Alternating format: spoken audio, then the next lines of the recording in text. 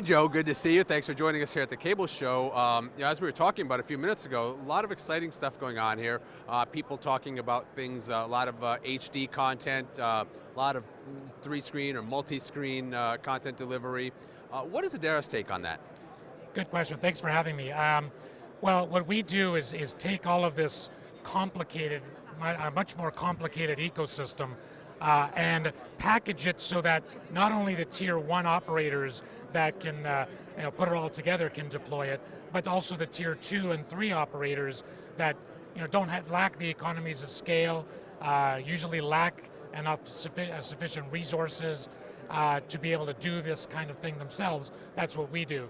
We take all of the complication, put it behind a curtain, so to speak, wrap it together in the form of a service so that they can provide multi-screen, unlimited high-definition content, applications, IPTV applications, and next-generation user interfaces that the Tier 1 folks are really putting together themselves.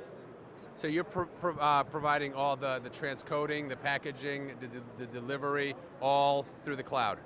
That's correct. There's different pieces of that come into play. So what we do right now is we use Switch digital video technology in the cloud to help tier 2s and 3s deliver unlimited amounts of HD content, which already for them is a major step from old world to the present. They're lagging behind satellite delivery competitors, for example. The second thing that we do today is bring them next generation user interface so that their first screen, never mind the multi-screen yet, their first screen can have an experience that is at least of the present moving into the future, and then adding to that social networking and other types of IPTV applications today.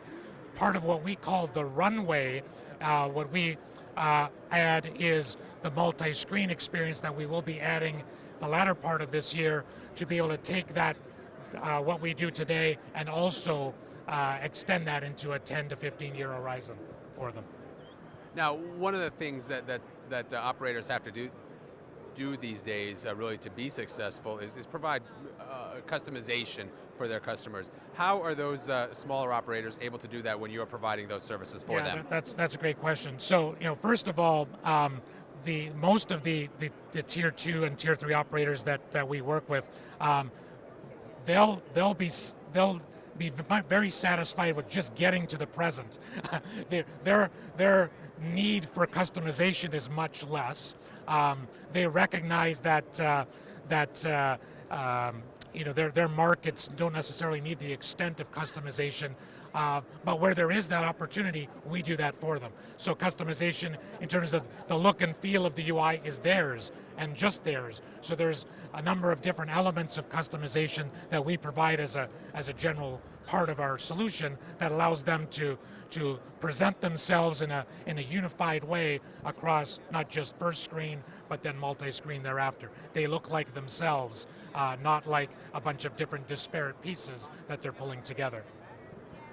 One of the things I've always felt is an advantage for smaller operators is their agility, their ability to quickly service and introduce new applications, services, products, because they've got fewer subs to migrate over. How do you help them with that? Yeah, that's a good question. Well, part of the way we help them with that is because we offer a hosted and managed solution. It really means that 80% of the deployment is already done. So when we add a particular operator to the platform, it's basically 20% of the work that needs to be done. So from decision to deployment and turn-up, we're talking about a 4 to 5 month period, not a protracted multi-year decision-making process. And that's a real refreshing experience even for us working with the tier 2s and 3s. What's the most in-demand capability or feature today? Well, there's actually two, while a lot of them would like to get to multi-screen, that's not what's burning them a lot right now. Unlike the tier 1s have found novel ways to add lots of HD to compete against satellite, they've developed their own next generation user interfaces. Those two things are, the tier 2s and 3s are very much living in yesterday's world. And those are the two biggest things that they're coming to us for. Yes, we'd love to be able to offer 100, 200, 300 HDs. We can't right now for all kinds of reasons, and we use Switch digital video technology to do that, and then the next gen UI is easily the second one, and not necessarily in that order. Sometimes UI is first, HD is second, or vice versa, but those are the top two. But eventually they will get to that multi-screen environment. Oh, absolutely, and we'll be ready for it because we'll be deploying it later this year. Excellent. Joe, thank you so much for joining me here. Thanks for having me. Pleasure.